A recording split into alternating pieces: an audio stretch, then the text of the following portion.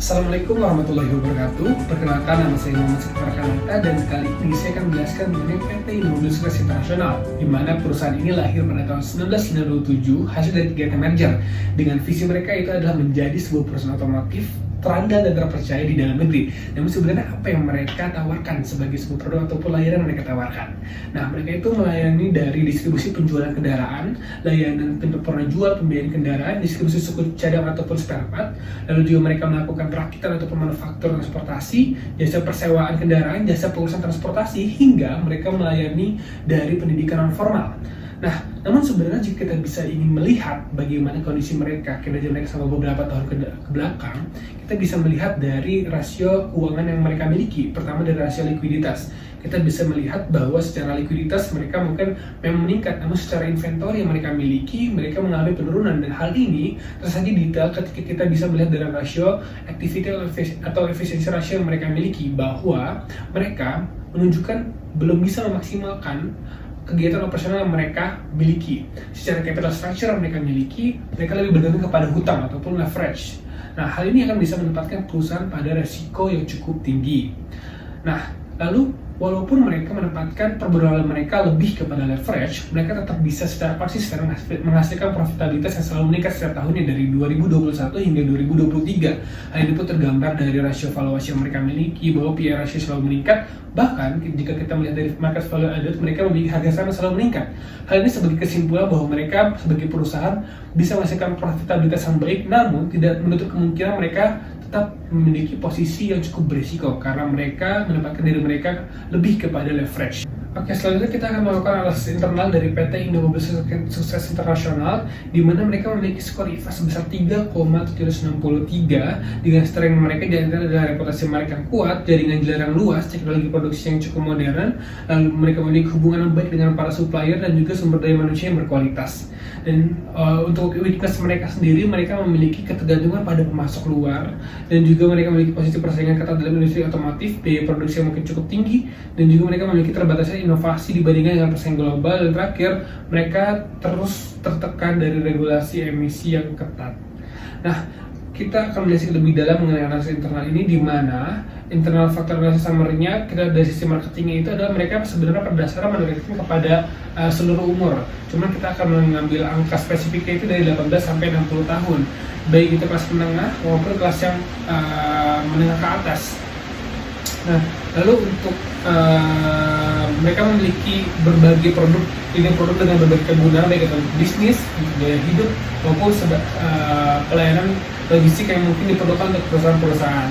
Dari segi finansial, mereka mendapatkan funding mereka terutama dari produk-produk yang mereka jualkan yang sudah memiliki lisensi brandnya mereka sendiri, dan juga untuk mereka melakukan allocating fundnya itu, mereka akan melakukan untuk menambah jumlah dealer, meningkatkan fasilitas manufaktur, dan terutama untuk mengalokasikannya kepada saham-saham untuk anak perusahaan mereka seperti misalkan Indo Finance atau misalkan Indoren yang mereka miliki. Dan untuk research and development itu mereka terfokus kepada pengembangan dari produk-produk brand merek yang menitik beratkan bahan bakar listrik gitu, karena itu menjadi tren pada kendaraan zaman sekarang, sehingga untuk area mereka lebih berfokus kepada kendaraan listrik.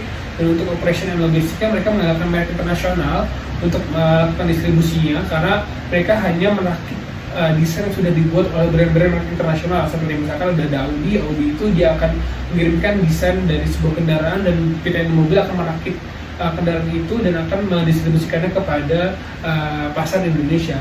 Nah, lalu untuk jaringan layanan dealer sendiri itu sebenarnya mereka memiliki kurang lebih 300 dealer yang tersebar di seluruh Indonesia, sehingga sudah cukup banyak untuk jumlah dealer yang mereka miliki.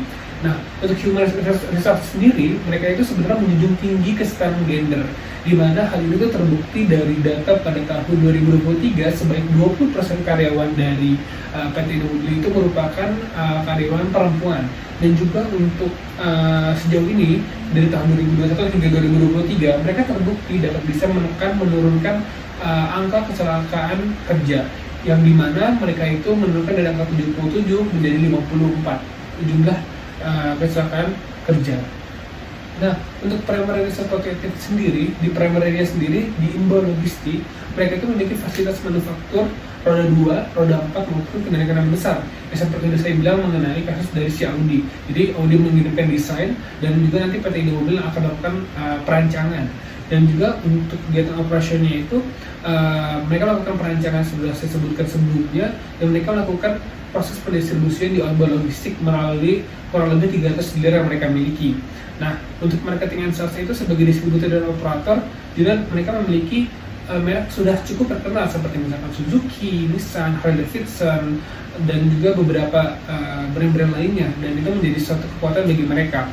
Nah, terus untuk servisnya sendiri, kita perlu mengingat bahwa memang PT Indomobil Sukses Internasional ini juga melayani layanan purna jual. Jadi ketika perusahaan itu mereka buat, mereka salurkan kepada para konsumen, mereka juga melayani kegiatan servis bagi kendaraan itu sendiri di layanan purna jual mereka.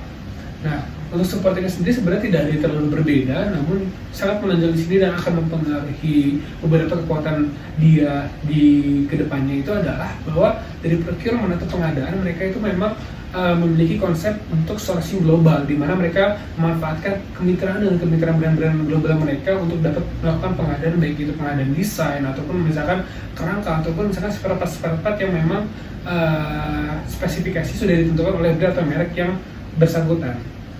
Nah, selanjutnya kita akan membahas tentang tangible dan juga intangible research dari PT Indomobil. Pertama, untuk complete parity yang mereka miliki, mereka ada dalam segi physical dan juga diferensialnya sudah saya sebutkan sebelumnya, sehingga itu dapat dikategorikan sebagai competitive parity.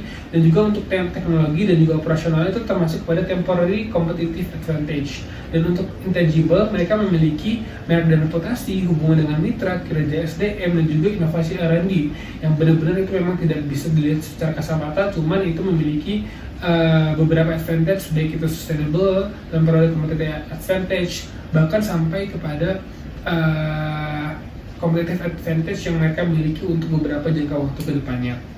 Selanjutnya kita akan membahas mengenai bagaimana lingkungan eksternal mempengaruhi PT Indomobil Sukses Internasional. Pertama, kita bisa melihat dari opportunity dan juga dari threat yang mungkin akan bisa dihadapi oleh PT Indomobil Sukses Internasional. Untuk peluangnya sendiri, mereka bisa mendapatkan peluang dari kebijakan pemerintah karena masyarakat konsumen bergerak berdasarkan regulasi yang terjadi pada masyarakat. Ketika regulasi itu lebih cenderung terhadap konsumen yang memiliki preferensi terhadap kendaraan mobil listrik, maka PT Indomobil Sukses Internasional juga akan lebih mengalami keuntungan untuk lini produk mereka yang dimana itu merupakan kendaraan berbahan bakar listrik. Lalu yang kedua, ada investasi asing di industri otomotif. Seperti yang bisa kita tahu bahwa memang ini menjadi satu hal yang menjadi peluang bagi Indomobil Sukses Internasional, karena PT Indomobil pada dasarnya juga mau menjalin kemitraan dengan perusahaan-perusahaan asing, yang dimana perusahaan-perusahaan asing secara tidak langsung mereka berinvestasi juga kepada PT Indomobil.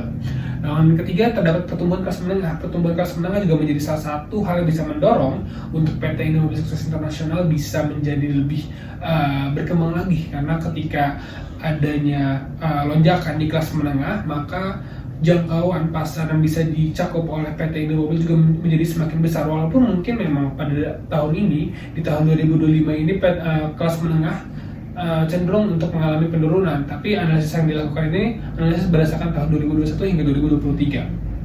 Lalu kita akan balik kepada teknologi artificial intelligence yang menjadi salah satu peluang yang bisa dimanfaatkan, terutama pada layanan purna jual atau service maintenance yang perlu dihadirkan pada konsumen yang menggunakan kendaraan-kendaraan dari PT Indomobil. Itu juga bisa menjadi suatu peluang. Dan terakhir, gerakan krisis perubahan iklim ini juga bisa menjadi suatu peluang yang bisa dimanfaatkan bagi konsumen yang memiliki preferensi untuk lebih menjaga keberlangsungan lingkungan dari kendaraan-kendaraan yang mereka pakai. Tapi terlepas dari peluang-peluang yang mereka miliki, mereka juga memiliki sebuah ancaman atau threat yang mungkin bisa mereka dapati. Yang pertama dari fluktuasi nilai tukar rupiah, karena mereka menjalin kerjasama dengan perusahaan-perusahaan global, di mana ketika kita berbicara mengenai global, tentunya mereka akan berbicara mengenai kurs nilai tukar yang mungkin akan mempengaruhi kegiatan impor dan juga ekspor dari PT Indomobil. Yang kedua, dari kebijakan suku bunga itu juga pasti mempengaruhi dari PT Indomobil. Ketiga, dari stabilitas politik yang sedang terjadi, itu pasti akan mempengaruhi bagaimana investor-investor asing percaya untuk bisa berinvestasi di negara PT Indomobil ini berada. Lalu ada regulasi emisi dan standar lingkungan mobilitas transportasi, di mana memang regulasi emisi ini kadang bisa menjadi positif, kadang bisa menjadi negatif. Negatifnya ketika memang PT Indomobil ketika mereka memang sudah sangat firm dengan kendaraan produk-produk kendaraan yang berbahan bakar bensin, tapi mereka harus bisa terdorong untuk berinovasi terhadap produk-produk yang lebih berbahan bakar ramah lingkungan. Lalu yang terakhir adalah mobilitas transportasi publik yang meningkat. Ketika transportasi publik yang meningkat itu terjadi gitu, nah PT Indomobil akan lebih cenderung akan mengalami kelemahan gitu, karena mereka fokusnya itu terhadap kendaraan-kendaraan roda 4 gitu. Jadi kayak sebenarnya secara keseluruhan mungkin tidak mempengaruhi ancaman bagi si PT Indomobil. Namun ketika kita berbicara secara lini produk, mungkin ada beberapa lini produk yang dimiliki oleh PT Indomobil ini akan bermasalah gitu. Nah, lalu kita akan berlanjut kepada consumer market analysis, di mana di sini ada market demografik, di mana seperti sudah saya sebutkan pada bagian internal tadi bahwa memang PT Indomobil ini menyasar untuk masyarakat dari umur 18 hingga 60. Ya sebenarnya lebih luas daripada itu, karena penumpang dari satu kendaraan itu umurnya sangat memiliki range yang cukup jauh. Cuman PT Indomobil berfokus kepada 18 hingga 60 sebagai bayarnya. Lalu yang kedua ada behavior.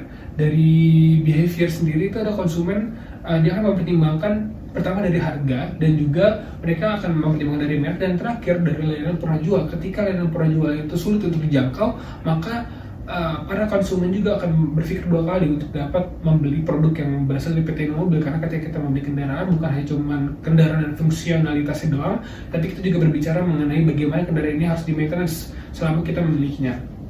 Terus dari kompetitornya, nah untuk di kompetitor sendiri kita memiliki sebuah persaingan cukup kuat, baik itu di secara lokal maupun internasional, sehingga memang PT Indomobil ini terkesan cukup tertekan dalam sisi kompetisinya terhadap perusahaan-perusahaan lain.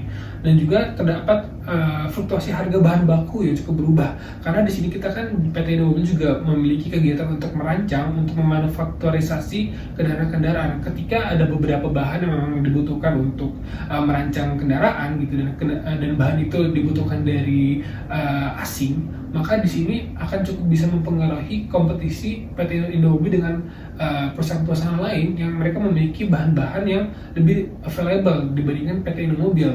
Begitu. Jadi ketika bahan baku itu berfluktuasi harganya, maka tentu akan bisa mempengaruhi kompetisi yang sedang PT Indomobil jalani. Lalu untuk industri supply chain analysis, untuk di bagian kegiatan procurement dan sourcing-nya itu tentu sebenarnya PT Indomobil itu memiliki procurement cukup luas gitu kan. Nah, cuma di sini mungkin saya akan menyebut beberapa saja. Di sini ada Suzuki, ada Hyundai, dan baru-baru ini di tahun 2023 Mercedes-Benz juga akan masuk ke dalam PT Indomobil sukses internasional. Kedua, untuk kegiatan manufacturing dan assembly-nya, perancangannya itu salah satu pihak yang bekerja sama itu adalah PT National Assemblers. Dan yang ketiga ada logistik dan juga distribution, itu mereka bekerja sama dengan PT Seino dan juga PT Indomobil Busan Trucking. Dan juga untuk dealer networking-nya mereka bekerja sama dengan PT Central Sole Agency dan juga PT Indomobil Trada. Dan untuk retail and after sales service-nya mereka bekerja sama dengan PT Indomobil Finance, PT Indo Auto Care, dan juga PT Indomobil Sompo Japan, di mana masing-masing dari mereka merupakan perusahaan dari PT Indomobil. Untuk industri value chain analysis sendiri, di sini ada PT Indomobil yang disuplai dengan brand-brand merek seperti misalkan yang sudah disebutkan, ada Nissan, Hyundai, terus juga ada Mercedes-Benz juga. Dan juga untuk PT Indomobil Finance Indonesia yang bergerak dalam bidang keuangan untuk mempermudah konsumen dalam melakukan pembiayaan atau melakukan pembayaran, atau ketika konsumen ingin membeli satu barang, di sini disupport dengan perusahaan-perusahaan leasing dan juga bank-bank mitra yang mungkin terkait dengan PT Indomobil Finance. Dan juga di sini PT Sena Indomobil yang lebih berfokus kepada bagian logistik, mereka akan lebih berfokus kepada pemasok jasa logistik dan juga transportasi yang sekiranya dibutuhkan oleh korporasi perusahaan. Nah, lalu kita akan berlanjut kepada key success factor analysis, di mana secara luas kita bisa melihat bahwa memang Astra ini menjadi dominan di industri otomotif, lebih tinggi daripada Mitsubishi dan juga dari PT Indomobil sendiri. Dari tiga aspek, dari market position, dari product diversification, dan juga dari financial stability, Astra cenderung menang di dalam ketiga aspek tersebut dan mendominasi ketiga aspek tersebut, sehingga kita bisa melihat bahwa secara gambar kurva ini bahwa memang PT Indomobil cukup dikalahkan oleh Astra dan juga terdapat posisi di mana PT Indomobil itu berada di kelas menengah.